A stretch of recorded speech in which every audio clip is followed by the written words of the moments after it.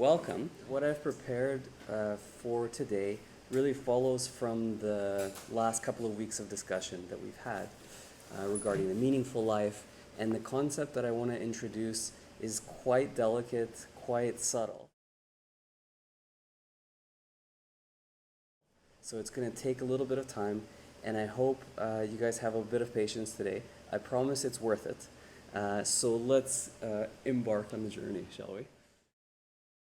In my opinion, this is where you guys are right now.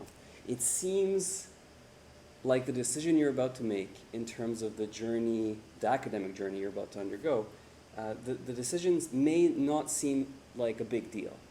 But the reality is, depending on which way you go, you're going to end up at a very different destination. And now is the time to think very deeply about how you want to use your life's energy. This is the sort of breakdown from Aristotle. He talked about 3 ways of thinking about your life's journey: the pleasurable life, the good life, the meaningful life. Very quickly, for the purposes of review, the pleasurable life, we said, was really about maximizing self-interest. And I had introduced it last week in a little bit of a contemporary way by focusing our attention on the famous nephew, excuse me, infamous nephew perhaps, of Sigmund Freud, Edward Bernays. And I don't want you to come away from our discussion of the pleasurable life thinking that it's the creation of Edward Bernays or something like this. There's a long-standing tradition regarding this type of a lifestyle. And I want to take a little bit of time to pay service to this type of life. So it's not something that you want to dismiss right away. Ultimately, I want to make the case that the meaningful life is what you should be thinking about deeply, and the decision that you're going to make at this intersection should reflect that consideration. So the pleasurable life is about self-interest, but with a caveat, which we're about to go into. The good life was about a different sort of way of living. It's about accepting the challenge of actualizing your fullest self. So this too is something to reflect quite deeply upon. Owen, thanks again for being here, because it's useful to have you here because you already know a few steps ahead what's coming for these guys. And it's important to maybe share with one another what we've learned. But one thing that I'm very happy to see in you is that you took the time not just to specialize in one field, but to actually try a few different things. So you talked about statistics, you talked about economics, even though your main focus is human biology. Would you say, sorry to embarrass you, that you strove consciously, let's put it that way, in the years that you've had so far in your undergraduate journey to meet this challenge of self-actualization? While you think about it, please let me be clear. Self-actualization is not just about school, okay? Self-actualization means your physical body. Self-actualization means the relationships that you have in your life. There's a lot of aspects to a human being. So in many ways, this is a lifelong challenge. The question is, do you feel that you've consciously embraced this challenge? Yes. And maybe speak on that a little bit. Only from you, Yeah. said last week that a good life or self-actualization is a process instead of a final state. Yes. Right? So I feel like myself during the last 4 years, these challenges have been presented to me literally every moment. Mm-hmm. Yeah. And it aligns with your quote last week. It's a process. The reason why I'm really trying to press this message is because I think we are surrounded by the pleasurable life. We're sold the pleasurable life. It's socially reinforced. Oftentimes it's reinforced by our family. And it's sometimes difficult to see the perspective. And the claim is that in embracing the process of self-actualization, which is a lifelong process, you have things to gain from that you can never gain merely by trying to maximize your self-interest. It's in your self-interest to accept the challenge, but it's not going to always feel nice in doing so. Can you think of some examples of how it hasn't felt nice to accept the challenge. Think about some courses that I've taken. For example, computer science, programming. I had no basic knowledge about that field of study, so when I first took it, it was very challenging. I guess you almost have to trick your brain into reacting to challenging situations a little bit differently. So if you confront a moment where you've sort of had to reach the limit of what you think is possible, welcome this moment, because that's how you grow. That's when you grow. Well, maybe you don't consciously do it, but you subconsciously avoid the moments that push you to be bigger than what you think you are. Look for those moments. That's what it means to embrace the process of self-actualization. So ultimately, our focus today is going to be on the meaningful life, because I think it wasn't concrete enough, at least in our day one blocks. Before we get there, let's have a look at the pleasurable life before we dismiss it completely out of hand. So as I said, there's a long-standing tradition that spans far beyond Edward Bernays.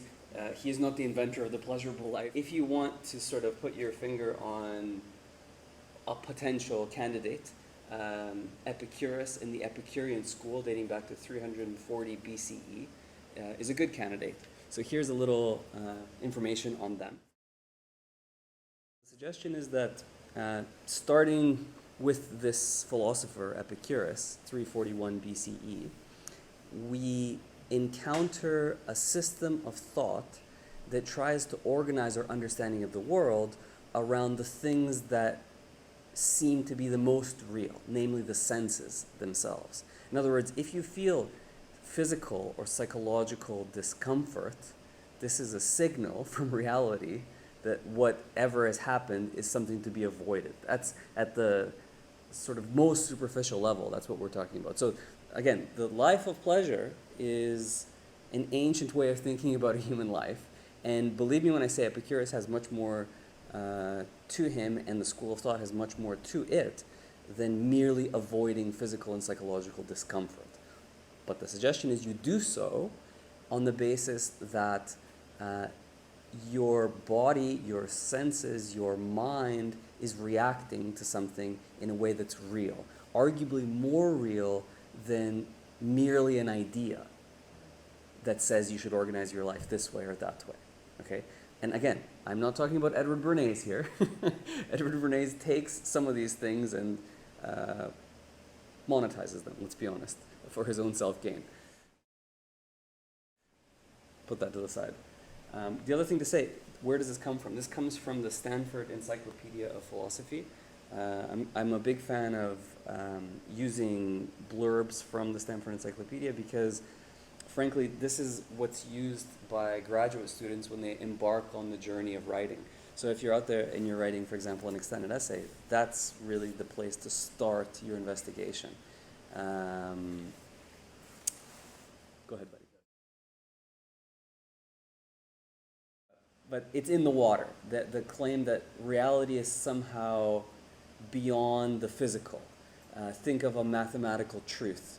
That's sort of the instinct to think that the most real is actually beyond the material. The Epicureans are materialists. So we're talking about the pleasurable life, but you see quite quickly there's quite a few more dimensions than Edward Bernays would have us believe anyways. There's plenty of natural things. Should we give in to all of them? And there's plenty of natural pleasurable things. Should we always give in to all of them?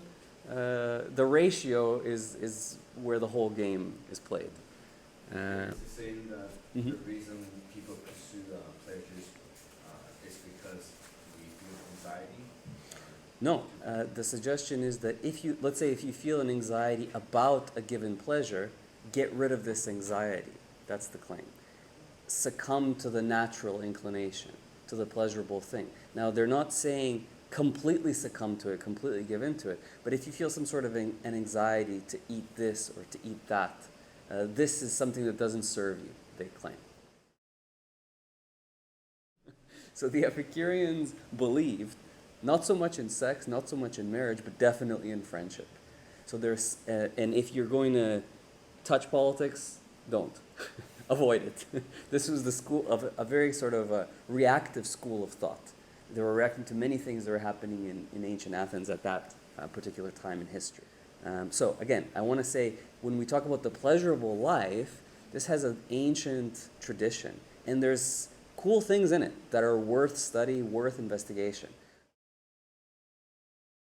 Utilitarianism is another school of thought, which is quite significant, and it's certainly in the background of the life of pleasure. Those who don't know, right action, ethically right action, is whatever produces the greatest amount of happiness for the greatest number of people over the longest period of time. This is the suggestion of the utilitarians. Another aspect of the pleasurable life worth careful consideration and study, but understand, just as the Epicureans have some gaps, the utilitarians do as well. And what we're doing in the class is looking at these gaps and seeing where we can go from or beyond them. The suggestion is the pleasurable life is about an understanding of what constitutes the good. For Aristotle, we know that the good life, what is the good has to do with self-actualization. Both the Epicureans and the Utilitarians, much later on, are going to think about the good not just, it is a hedonic kind of a system of thought where you want to maximize pleasures, but part of what is pleasurable for the Epicureans has to do with friendship, which is not merely a sense pleasure. What's good and pleasurable for the utilitarians also has to do with considerations for the common good. So these are quite subtle schools of thought. What I believe, this is my message, is that in the last 100 years, we've butchered the nuance and the subtlety of these traditions. And we've created consumer capitalist society, using some of the arguments that are put forward by these traditional schools. And there's things within these schools that are of high value. The problem is that we've sort of, I think, oversimplified to the point where we've butchered the gems that are possible to ascertain from the life of pleasure. I'm not saying don't pursue pleasurable things in your life. Let's be clear about that, okay? In making the decision in terms of what it is that you want to study or how it is that you want to apply the things you've learned in the world, of course think about pleasure. But if you think about it merely in terms of just you, now you have yourself a problem. Because now you've fallen into the trap of how we've been butchering the philosophy of the pleasurable life in the last 100 years. This is my opinion. I think we've done a disservice to thousands of years of human reflection on pleasure in the last 100 years, starting with public relations, Edward Bernays, and what today we call consumer capitalist culture. We are suffering for it. The fact that happiness, quote unquote, is so elusive is evidence of the fact that something's not quite in alignment here. So don't dismiss this completely out of hand. There's things to study that are valuable. The good life, it's all about what you think of in terms of the good. The process of self-actualization is something worth pursuing, I think, and noble, although difficult and probably painful, that will assume some suffering. But really what I'm talking about is the meaningful life. I truly believe that now is the moment in your journey to think very deeply about this issue. Because believe me when I say, and Owen can speak to some evidence here, alumni, come on in, tell us your story. The way you were thinking about things then is different than the way you're thinking about things now. Would you agree? In terms of goals, in terms of how you perceive time. And there's a kind of pure, innocent, beautiful, it's a beautiful moment that comes and it's gone. And most people will waste it, I promise you. Most of your peers will throw it away because they don't know what they have. What you have right now in your coconuts, and I'm going to speak to the whole digital and physical room. Don't worry, you still have some pure moments in your life left, buddy. Lots of them. But different than it was then, right? What you have is the mind of the generalist, purely. You're not intentionally biased in any way. You're open to just about anything. So when you look at what is the good, you can look at that question in a way that later becomes tainted. Like, think about it this way. Owen, can you honestly think about the good without thinking about money in a very serious way right now, and time in a very different way than you did back then? Almost impossible. It's impossible. Yeah. So there's nothing wrong with that, but that's what's waiting. So do yourself the favor, take advantage of the intersection, because now is the moment to think deeply about these questions. You won't be able to think about them the way you do now later, and the way you're thinking about it now is very valuable, very rare, and mostly people throw it away, I think, which is sad. So enjoy the recording. Like and subscribe below. So here we are, the meaningful life, going beyond the self. So assuming you embrace this process, it can't just be about you being the biggest that you can be. There has to be, and now comes the subtle point that I'm trying to make here, there has to be something beyond the self. And really what I want to focus our attention on, by way of some concrete examples, is how do we account for the source of this meaningful life? Where does it come from? If it's not from within you, what's the source of it? So I want to sort of leave it in the hovering in the background here as we embark on some tangible examples of the meaningful life. Really, the way I'm using this image is metaphorically, okay? Believe me when I say, one of the most important things that you need to do at this intersection is to find your Everest, your impossible task, something you never think you can reach, but for whatever mysterious reason, that's the subtle part that we're going to talk about, you're pulled towards the summit. There's a kind of calling from the summit to ascend ever upward, regardless of the suffering, the temperature, the thin air, you name it. All the things that are going to present themselves as obstacles in front of you, you will overcome if you're able to hear this calling.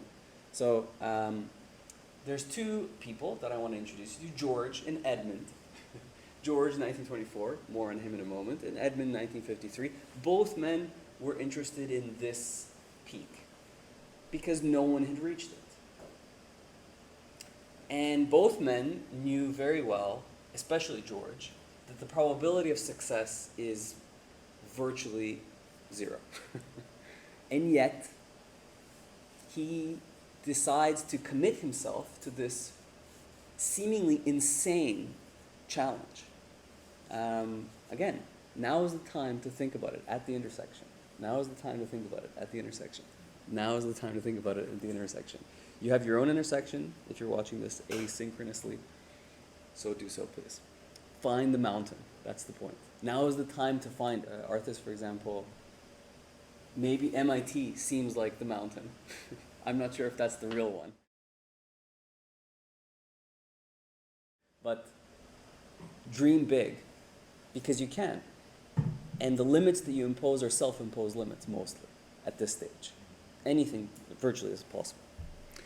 Okay, a beautiful quote. I highly recommend that you write this down if you can. We're talking about the call to the summits. And those who were seen dancing were thought to be insane by those who could not hear the music.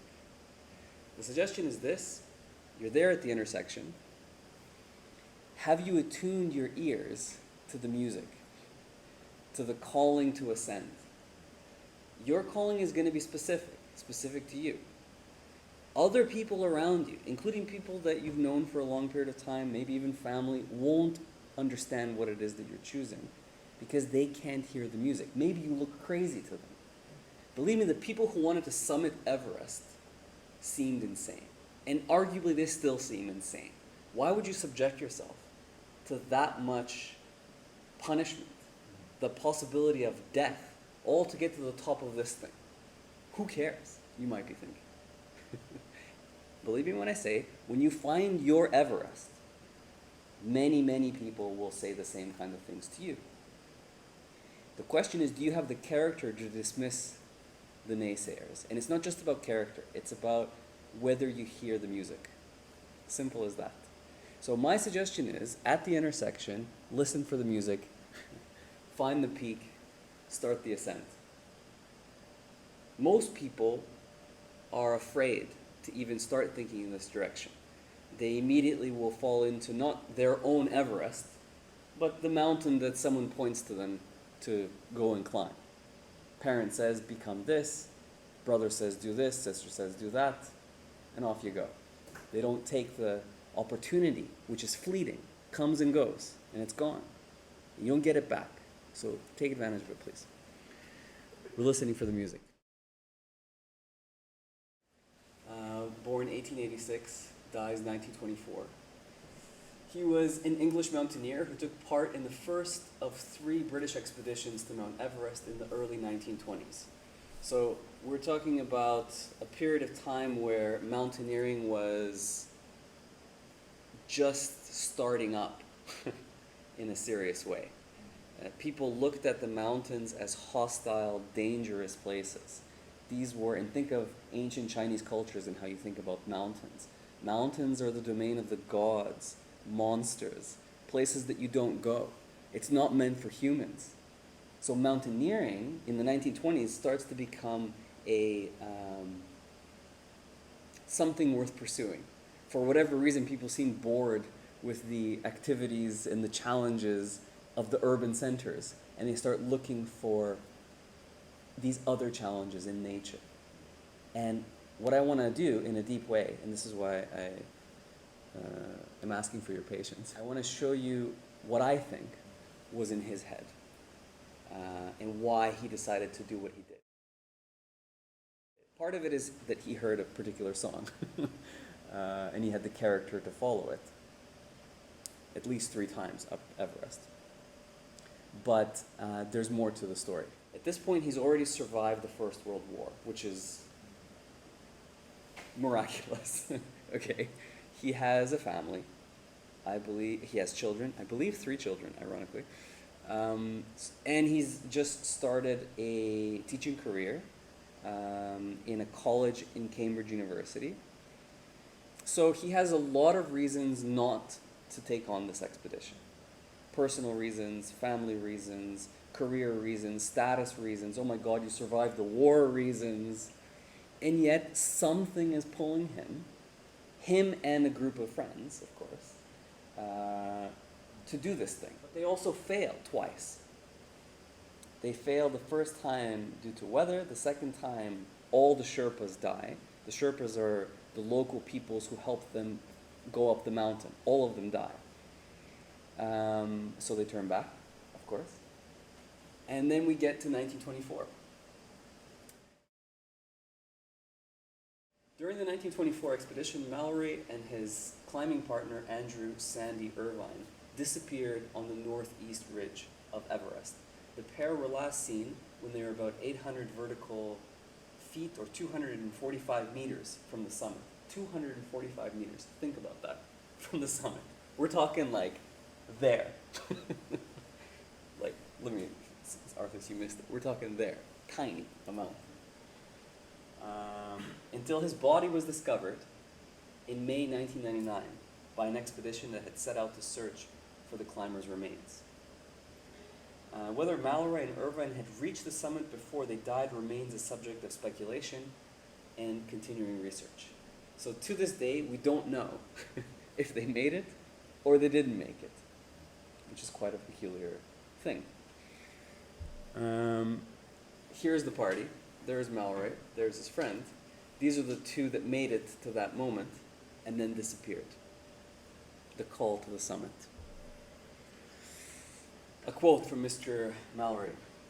Why do we travel to remote locations? To prove our adventurous spirit or to tell stories about incredible things?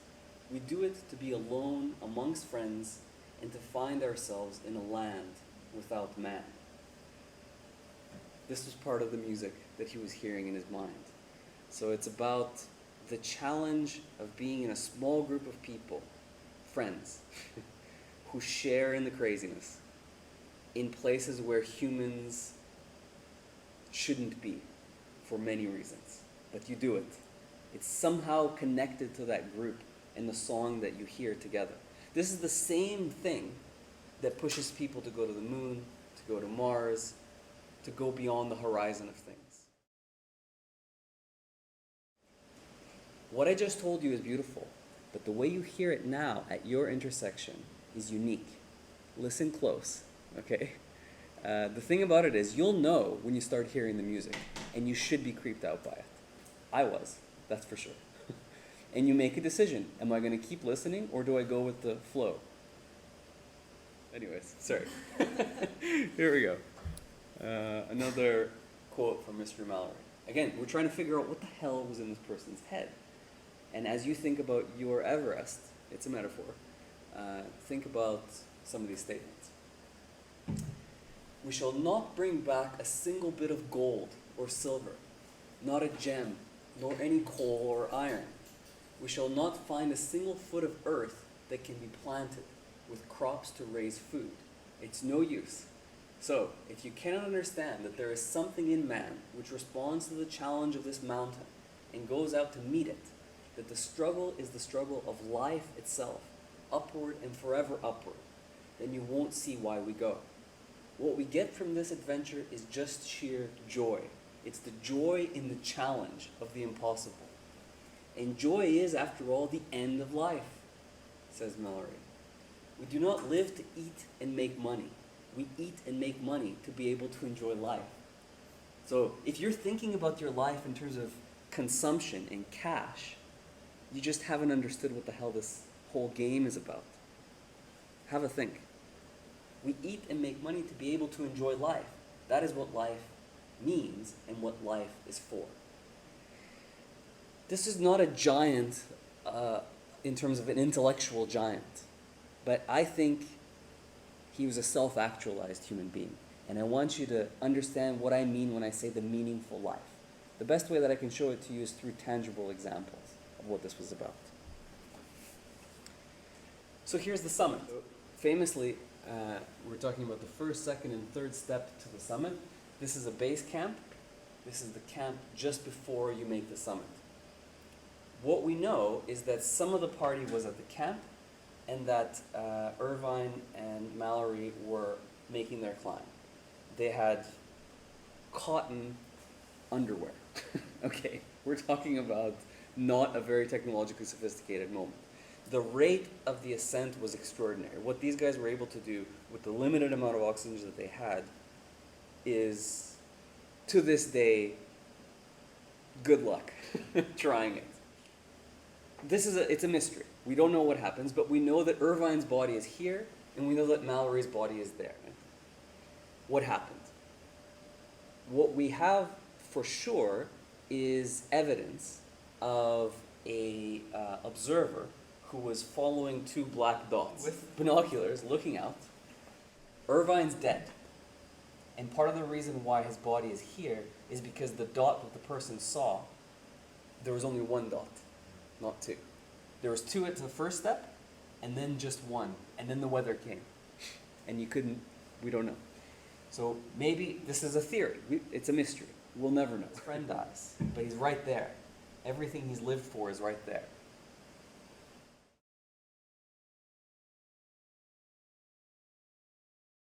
Whether he did or he didn't, we'll never know, but what we do know is that his body is entombed. He was buried here.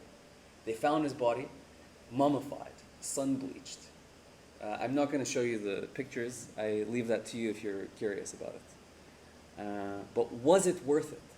What was this for?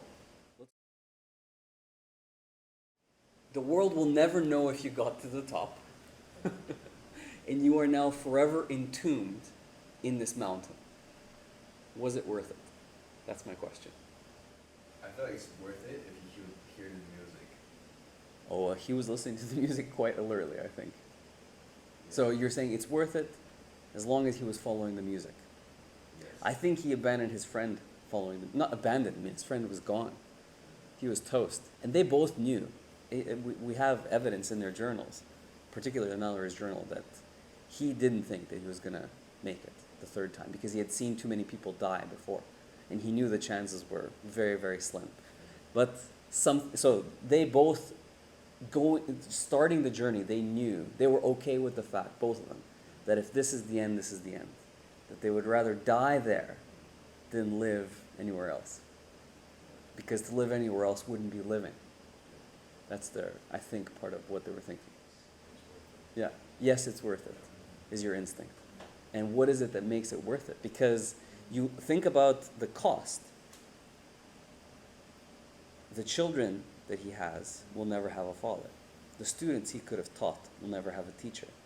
Not to mention the wife that he has. That was it worth it? And we don't know if he made it. We'll never know. I think he did. That's my opinion. Sounds romantic, right? It sounds romantic, but we have to have more than a romantic idea of why it's worth it. Yeah. Nothing against romance. Romance is beautiful. So like, if he's actually he's having this like psychological obligation go on to him, and then he can see something on his wall. Can he actually see like the sun is calling him, like go on to it? So like if he didn't make it, he wants to like preserve his life and go back to camp. And I'm sure like next time he will just attempt another. Thing about it is all of us die. Every single person dies. And one thing that's very peculiar about our society, our death-phobic society, is that we don't want to think about it, right? We want to put a beauty cream on it, or we want to avoid it in any way we can, if possible. But the fact is, you can't. No matter what you do, you come to the end. So the only question, if you've actually taken the time to think carefully, and I think this is what you need to be thinking about at the intersection. Okay, I know that sounds a little bit strange, but you will expire. You never know when or how. So if that's true, then what the hell is this life about? What's it about? Why are you putting one foot in front of the other? Mallory had a song in his head that told him what life was about. It led to his death. But there's no escaping the death. What matters is how you live. He lived with this group of people doing something crazy, or what almost everyone thought at the time in particular was total insanity. Just to physically get to the mountain, to even try, required epic amounts of strings and patience and all this kind of stuff just to get there. And what you have in front of you is something that no human being has ever touched, which is the juice. So far, I'm hearing the music. Emma, thoughts on this? Was it worth it? You could say this guy's crazy. I think it's not worth it. One thing that's important to realize, and again, I think a lot of people in the millennial and Generation Z world, in reality, I don't think experience enough life, to be quite honest with you. I think most people live in a very buffered way. Their parents kind of insulate them so that they don't have to experience any hardship. This is a person who survived the First World War, okay? And that changes things. It changes how you see death, how you see life. First of all, it could go like that. And it's one thing for us to say it, talking about this. It's another thing to see it. So he saw a lot of that. That's number one. Second thing to say, we know this from psychologists. They talk about post-traumatic stress. Of course, they had no idea what that was at the time, but I'm certain that he was experiencing that. And oftentimes when soldiers come back from war, they can't really bond with their family. They can't talk about the stuff that they saw, because the family has no reference point to what you're talking about. You don't, I mean, it's you say, oh, I love you back. Okay. But if Owen and I are facing effectively our death, and I risk my life to save his life, or he risks his life to save my life, and miraculously we both survive, that bonds us in a different way than I can be bonded with anyone else. Part of the reason why he was with this group, I think, is because they were hearing the same song. I don't know every single one of their stories, where they came out of, but for whatever reason, I think what unites them is this bond of friendship. And remember, the Epicureans talk about the value of that. It's a different kind of a bond. It's not merely a biological bond. It's not a contract, a marriage contract. This is a different form of bonding. You can't get this kind of a bond unless you experience the prospect of death. And all of them basically signed off to that prospect. Mallory most likely was able to do it for obvious reasons because he had seen enough of it.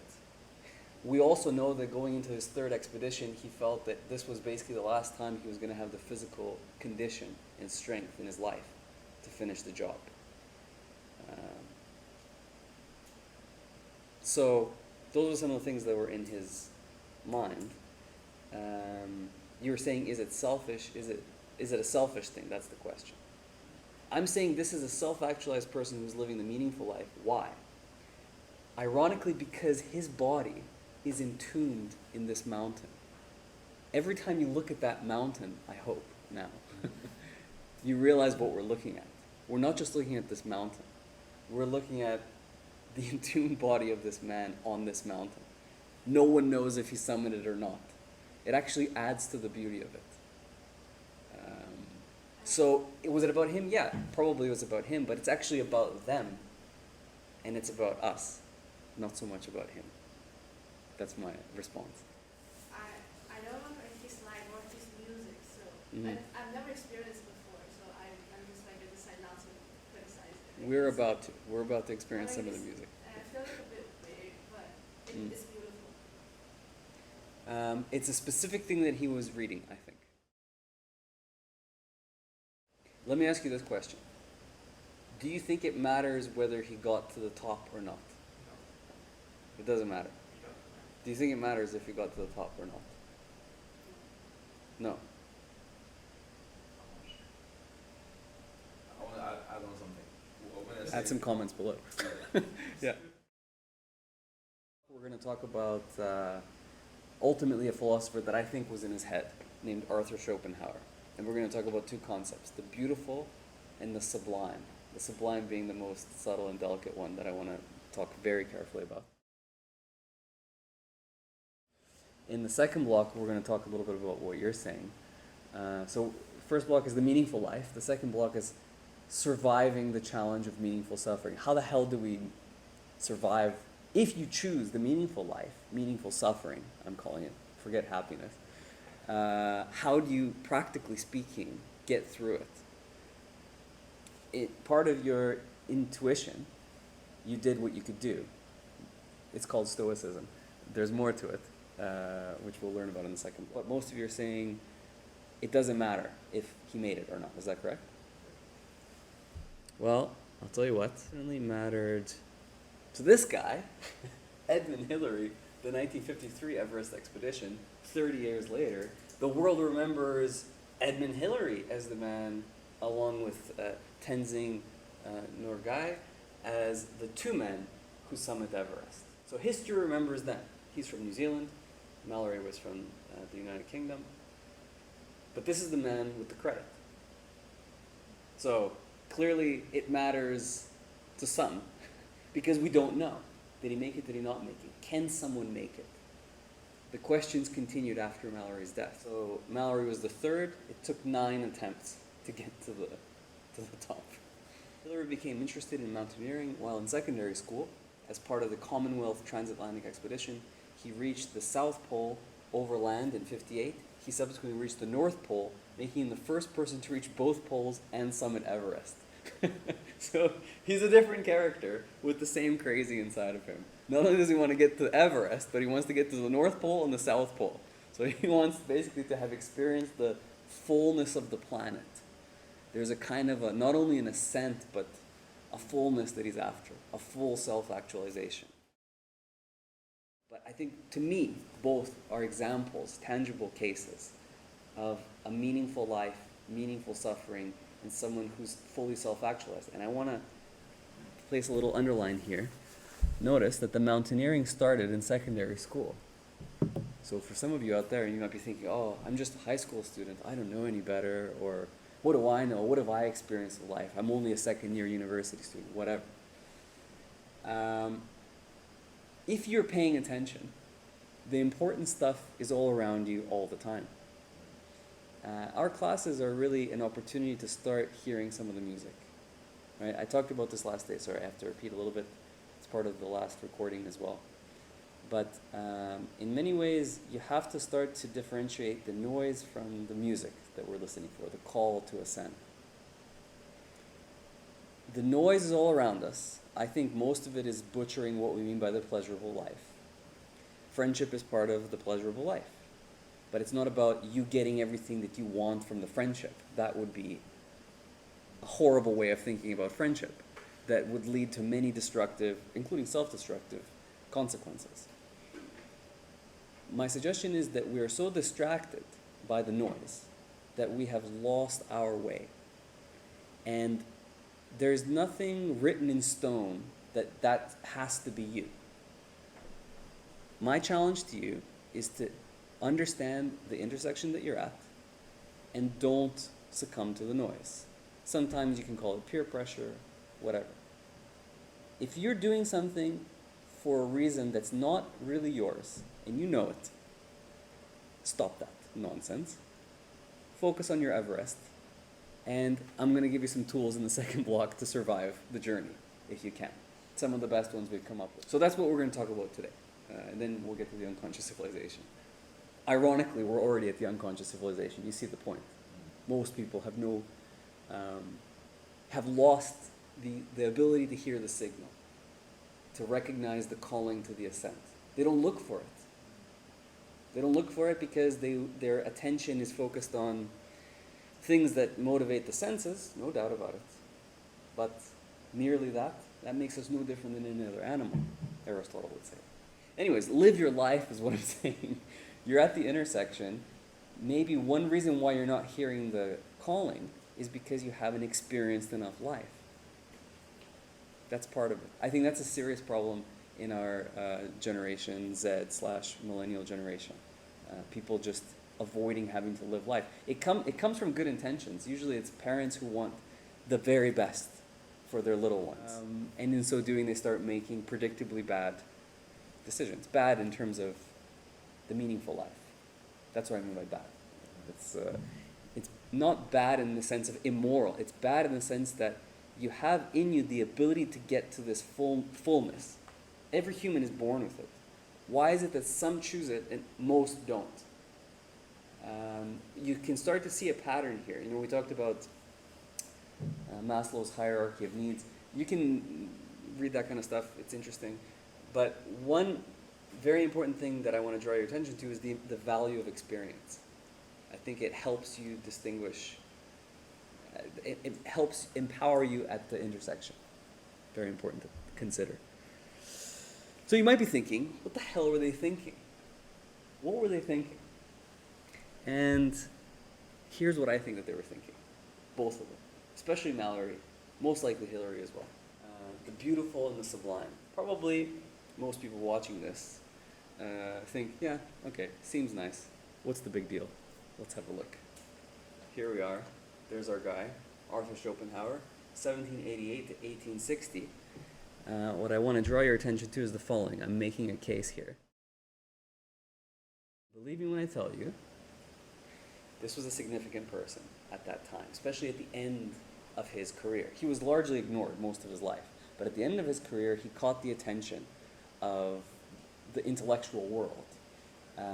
Schopenhauer saw himself as the extension and the new version of Immanuel Kant, who was arguably the most important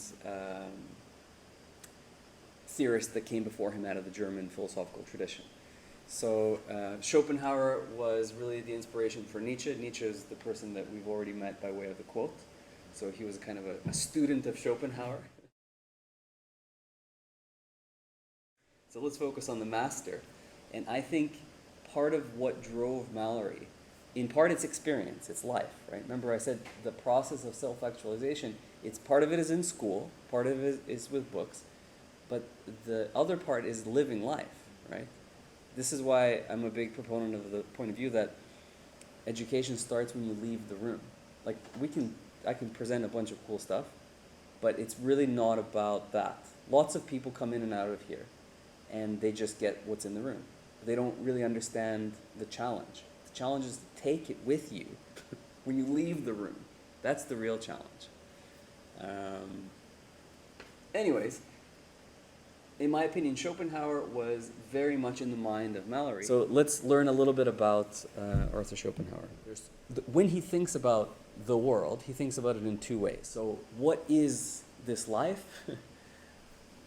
Two things. One is will, and you have it in you too. It's this blind, purposeless more, seeking ever more. Are you familiar with this part of yourself? It's in there, I promise. It wakes up every morning and opens the refrigerator. So you have will and you have representation of the will. So the will takes, opens, pushes forward, and the mind represents what the will has done. So Schopenhauer is building a way of thinking about making sense of this world, very much in the minds of the schoolboys and girls of the time of Mallory, I promise. This was the cool stuff to be learning. Cool before the internet and all that kind of stuff. So he saw the world as filled with suffering. Now, if this sounds like a Eastern value or way of thinking, it's because it is. He was very interested in West and East and how the philosophical cultures of the two can work together toward a higher understanding of things. I'm fascinated by this project, for those of you that know him. So he had a kind of a pessimistic view that most people suffer aimlessly. But it's not the end. There's more to it. If you allow the will to reign free, you will be embracing effectively meaningless suffering, a purposeless life. It's a life filled with ego. I believe that this is the life that we've inherited from how we've butchered the life of pleasure in the last 100 years. I think egos are all over the place. And what they can look forward to is a lot of meaninglessness. So how do you break out of the ego? He offers three things. Full disclosure, one of my degrees is in the philosophy of art. This is why I'm obsessed with Arthur Schopenhauer, and particularly the idea of aesthetic experience. So this is the experience that you can achieve in either producing a work of art or participating in a work of art or enjoying a work of art. It's a kind of experience that you gain from it. So you can break the ego through the experience or the production of a work of art, number one. You can break the ego, at least to some degree, because the world is will and representation, through compassionate attitudes and actions towards others. So you do something not because there's something in it for you, because there's something in it for them, if you know what I'm saying. So think of the saints, the religious saints, the fasts that they would undergo. Don't do this, abstain from that. This kind of an activity can give you a temporary relief from the ego. So those are the three ways to escape the meaningless suffering in this life. And again, I believe this was the stuff that was in Mallory's coconut, rattling around, and Hillary's coconut rattling around. And I hope now it's rattling around in your coconuts. So the suggestion is the purpose of the human life is to escape the confines of the ego, and in so doing alleviate, at least partially, some of the suffering in this life. Understand Schopenhauer is quite a tricky person to read. He's quite challenging, and there's many things to be said here. I'm just giving you an overview. The goal here is to give you an incentive to keep reading and thinking for yourself. So here's a productive direction in which to do so. When you think about how you think about the world, what you basically have is your individual will expressed in everything you see. I want this, more of that, no garlic please. It's all the individual will bound into your perception of life. So the suggestion is that it's all about egoistic striving. Most of us, I think, are stuck in this way of thinking about life. Think about back to school shopping, Christmas shopping, right? All the consumer holidays, Singles Day, November 11th, it's coming. It's going to be a good one. So can you see the world without your ego wanting something? If you experience a beautiful musical work of art, a visual work of art, a landscape, something beautiful, we're not yet at the Sublime, it's coming. What's happening, and the reason, what is it that you find pleasurable in this moment? Ironically, you forget yourself for a little bit, and you get lost in the object, the mountain, the beautiful landscape, the musical work. So that's the juice. It's that you lose yourself in the thing that you admire. Think of love and how that operates. The most blissful moments are the ones where your ego is not involved. Or at least you remember them that way, I hope, anyways. More on that later, if you wish. You just admire what's in front of you. You don't try to contextualize it using your ego's relations to things. You just admire it. Children have this instinctively. They can just sit and enjoy life. Sorry for the tennis analogy. I'm obsessed with this game. I can hit that ball forever. I'm like a dog. I can just follow the ball around. And I know it sounds insane, but there's just the pure joy of the experience of it's a joy of movement. That's just part of it. Anyway, what we're trying to do here, students, is give you some tools that you can use at the intersection of your life that you find yourself in, which I think is a very beautiful intersection for all of you. How do you make the most of this intersection? Well, part of it is listening for the signal, right? How do you listen for the signal? Well, to listen for the signal, stop thinking about the relational things. Start just enjoying the moments and the experiences for what they are, not for how you would wish them to be, if that makes sense. What is the case versus what I want it to be. If it's always about what you want, you're stuck in the life of suffering, meaningless suffering. So in other words, try to escape yourself a little bit, if you could do it. The other thing that I'm very obsessed with is yoga. That's one of the things that it does. For me, anyway. I don't know what it does for other people, but for me, that's one of the things that it does, is that it gives you a moment without thinking about stuff. That's when I play tennis, my brain is off. When I'm doing it with people that I care about, every person that is on tennis court with me I care about, of course, but if it's someone that I've played with for a long time, I'm not trying to win the game or some nonsense. I'm just playing, literally just playing. And you get a break from yourself for a while. Ask yourself the question, why do you want what you want at this intersection? So you want this school, this job, this amount of money. How much of that is the joy of the thing itself versus what you would want from the thing itself? If it's merely the ego, trouble.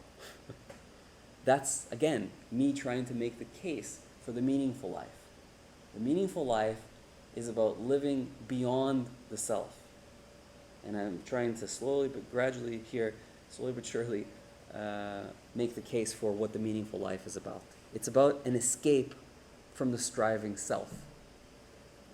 So get lost in a problem, something that will never be solved, that requires a million of you at your fullest to even attempt.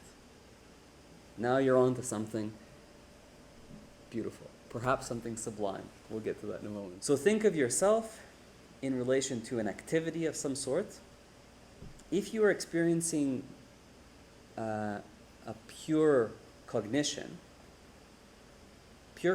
means that despite the fact that you're a living, breathing, sense-based organism, you can perceive whatever it is that you're perceiving. Let's say it's a mountain.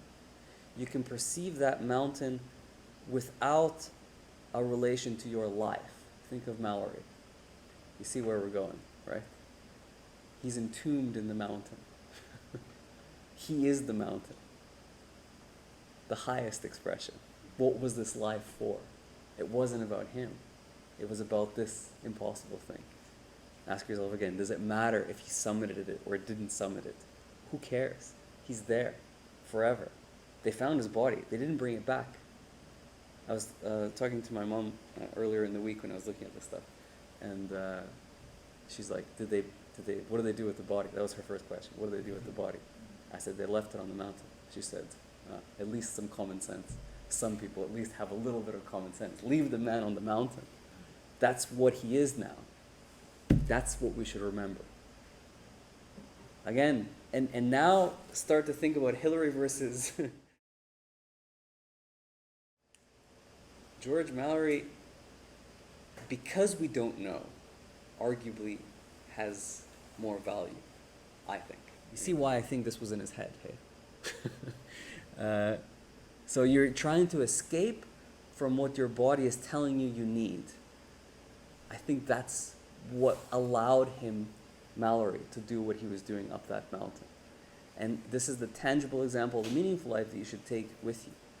If you're depriving yourself of certain things, and it's painful, and there's suffering, meaningful suffering, that's actually the only way to assert freedom over the ego, Schopenhauer would say.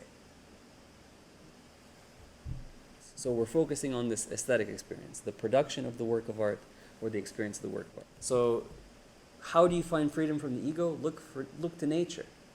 In British Columbia, one of the most important things that we can do is look to nature. And what we are looking for is the ability to perceive purely. When you look at a sunset, for example, it's beautiful without you trying to look for the beauty.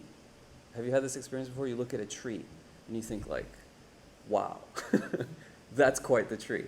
I have this experience consistently. So let's say you look at a beautiful woman or whatever, man, and the body, responds. That actually gets in pretty good. That actually gets in the way of your ability to experience the beautiful. What? Yes, it's true.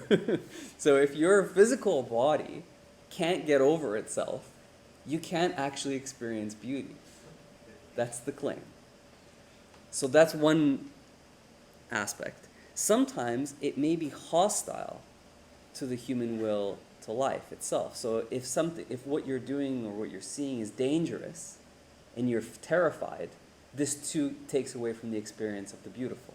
So take a natural object, right? If we're looking at a mountain, to experience the beauty of the mountain assumes that you haven't had, I'm sure Mallory wasn't experiencing nothing but beauty when he's going up that mountain, when your body is reacting to the cold, to the thin air, and you feel death coming and you see people dying. I mean, these are things that can disturb the experience and your ability to see the beautiful. And while you're away. Yes. So you see a beautiful woman. Okay. Can you see her as beautiful? Schopenhauer says, if your body is reacting to what you're seeing, you're getting in your way of being able to see the beautiful. So you can't actually see beauty in her. What you see is what your body is reacting to, not the beauty in her. Or him, or whatever. Whatever works. Think of the difference between eating 5 times a day, eating 3 times a day, and eating once a day. Which one do you think is the most delicious? One, obviously. Owen's like, what, 1? Give me 5. Give me 10. 1. Why? Because you allow, you know why. Again, it gets a little bit tricky, but the suggestion is to experience the beautiful, you have to overcome the will, at least momentarily. It's possible to do this. Sometimes it can happen instantaneously when looking at a naturally beautiful thing, like let's say a sunset or a mountain. But if your body reacts either positively or negatively, that's an obstacle in the perception, the pure perception of beauty itself. These are the kind of things we don't think about very much in our society, hey? Think of how we consider beauty. Beauty is such a butchered idea. Think of the Sephora beauty. Think of, these lame consumer product-based ideas of beauty. This is that precludes the possibility of the beautiful. All of those things, because they're based in the bodily. Part of the reason why I have the strong opinion that I do against Edward Bernays is because I know the work of Arthur Schopenhauer, and I think that what has happened in the last 100 years is just criminal in terms of the capacity to experience beauty. Think of what you want in your relationship if you're honest with yourself. How much of that is nonsense? And how much of it is actual beauty? When you say your mother is beautiful, what do you mean? Right? Is it because she like went to the salon and like looks nice? Or is it because of something else? What makes her beautiful, right? Okay, so that's the beautiful. What about the sublime? That's what we've been waiting for, students. When you're looking at things, now comes the trick, that can destroy you. So look at a desert, endless desert. Of course, this is going to elicit a negative reaction that's going to get in the way of seeing the beautiful. But it's actually what you need in order to see what Schopenhauer calls the sublime. So the desert, the mountain, reduces you to a speck. If you've ever experienced the ocean in a specific way, you know exactly what this is about. You feel like you're nothing. Now, at first, maybe your body reacts and you can't experience anything because you're terrified. But if it's possible to have an aesthetic experience of that type of a landscape, because it can destroy you, ironically. So when you look at Mars and you think, is that, can you put like lots to say here, but you have two versions of the sublime.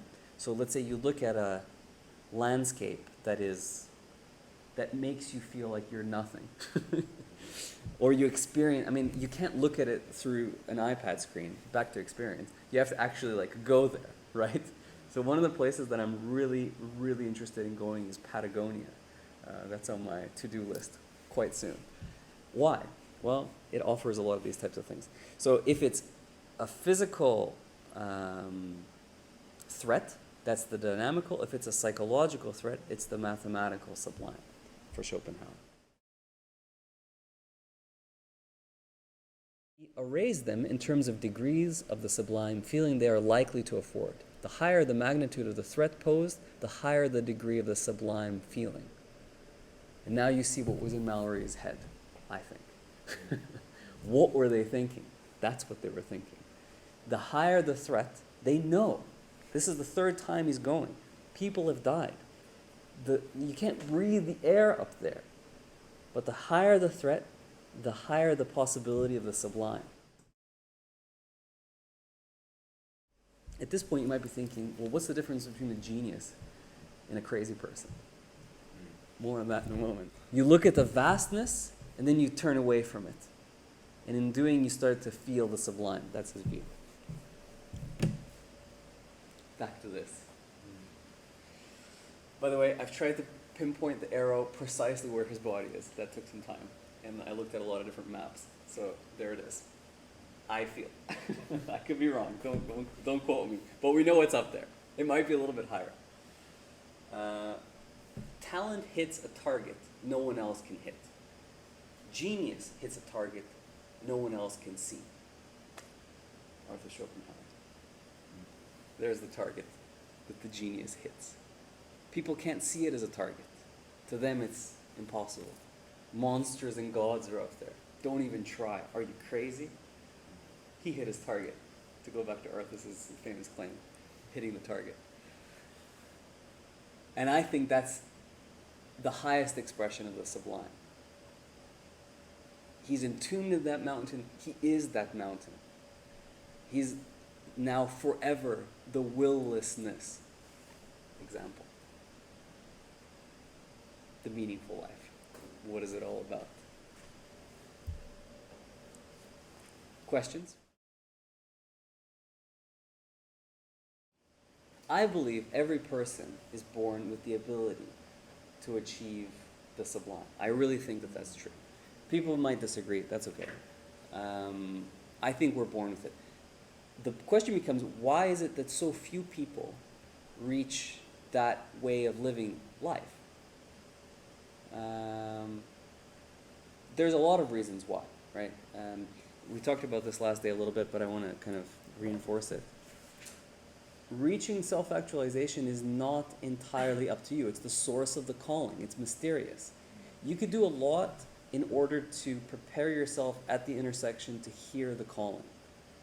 But to a certain extent, and this is what makes the meaningful life so tricky, it's mysterious. You don't exactly know, it's not entirely within you to actualize to fully actualize yourself, to reach the calling, up to the ascent. Because sometimes there's circumstances, there's things that can happen in your life that have nothing to do with you, that are out of your control, that can either make that happen or break that. So I think, I talked about this last day, I think luck plays a very important element in the meaningful life. It sounds very strange, but that's my claim. So you could want to live a meaningful life, but ironically it's not fully up to you. That's actually what makes it beautiful.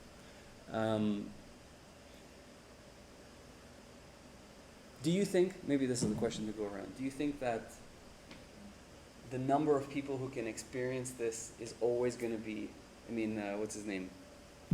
Maslow talks about 2% or less than 2% of the human population reaches full self-actualization. By the way, Maslow is not talking about this. I'm talking about this. Do you think that that number can change or not? Let's have a little debate here. It's a big question. We're in a moment that's unprecedented, because if we use the technological innovations that we've been born into the right way, and we distribute these technologies in a way that reinforces sharing and justice, it may be possible that a lot more people can start striving for this kind of a life.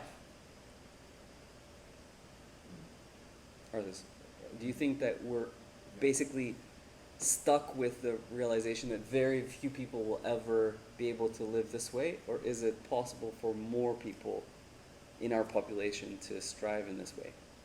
Yeah.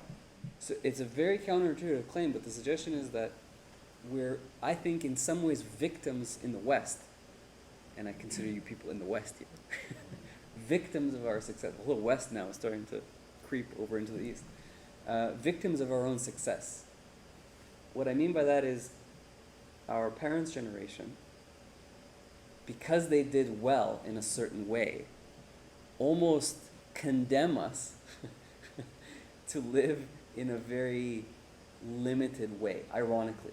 Like, parents want to give their kids everything, but in the process of trying to give them everything, they actually take away the possibility to live a meaningful life. Because part of the meaningful life, some of it is luck, that's for sure. The other part is accepting the challenge of self-actualization. But as part of that, the assumption is that you experience and you let people experience really difficult moments, which is hard to do. Like, if you have younger siblings or whatever, children, I'm not sure, it's hard to let your brother or your sister experience something that you know is going to hurt them. Like, you want to protect them from that. You want them not to do that. But you actually have to let them get smoked. Problem is, you don't know how smoked they're going to get. But that's part of the prerequisite for the meaningful life. If you take that away, and I think generationally, millennials and generations that people have had that taken away, comes from a good intention, but it's misguided, I think. What was the question again? Do you think more people can start living in this way? Because I would remember, we're a argue growth-based society, right? Everything is about more and more and more. Yeah, I will argue that no. Yeah, because let's say if we divide the world in first world versus third world, just quickly break that down a little bit. So in the first world countries, the obstacle ironically comes from the growth, because people are insulated. On the other side, in the third world, the obstacle is, even if you experience a lot of the sublime, you can't break through because you are economically crushed. In other words, that, I don't know if you could call that luck, but I guess it's luck to the extent that you're born into it. And now you're born into a situation out of which you cannot ascend.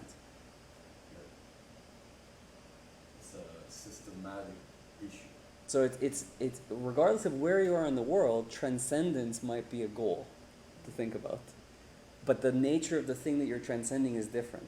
Ironically, for most of the people tuning into this, they have to transcend the opulence. And the opulence, the wealth, the cushions, the security blankets. You have to get through that stuff in order to achieve the meaningful life. So it's a very peculiar kind of transcendence.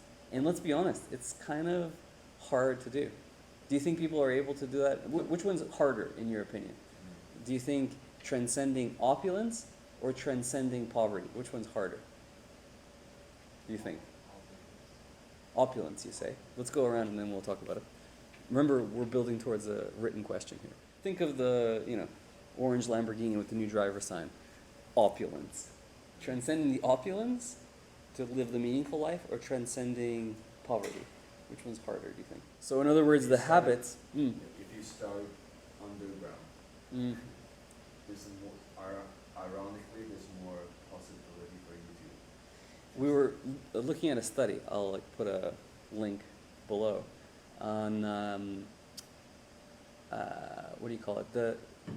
What is it called? This recent discussion of economic inequality in America, and they were saying that basically it's harder for the people at the top to drop out of the top now in America than it is for the people at the very bottom to transcend and break through poverty.